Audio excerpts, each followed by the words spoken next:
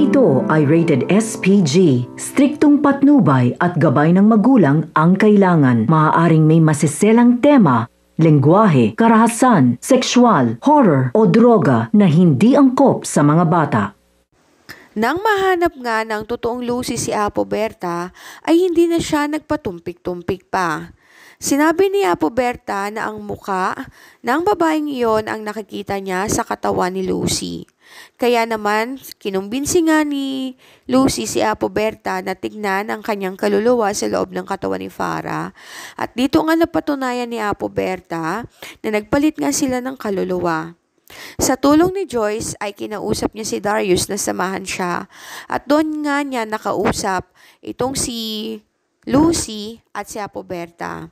Sinabi niya na ang babaeng kasama niya sa bahay ay isang peking Lucy at iyon nga ay walang iba kundi si Farah.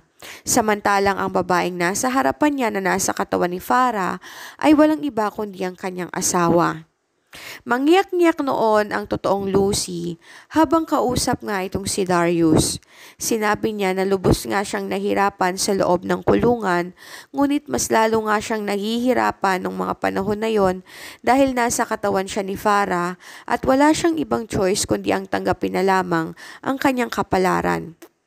Humingi ng tawad si Darius sa kanya dahil hindi niya akalaing ang asawa niya pala ang nahihirapan sa loob, samantalang itong peke niyang asawa na si Farah ay nagpapakasaya sa labas at inangkin ang lahat ng kanyang ari-arian. Kaya naman pala naubos ang lahat ng savings ng kanyang tunay na asawa na si Lucy dahil walang ibang ginawa si Farah kundi ang i-withdraw ito at gastusin sa kung saan man.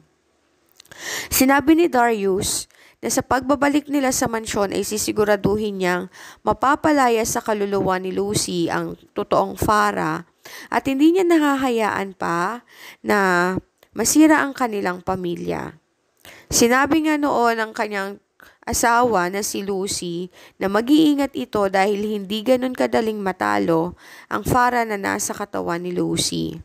Sinabi ni Darius na kakailanganin nila ng tulong ni Apo Berta at niyaya niya nga ito sa mansyon.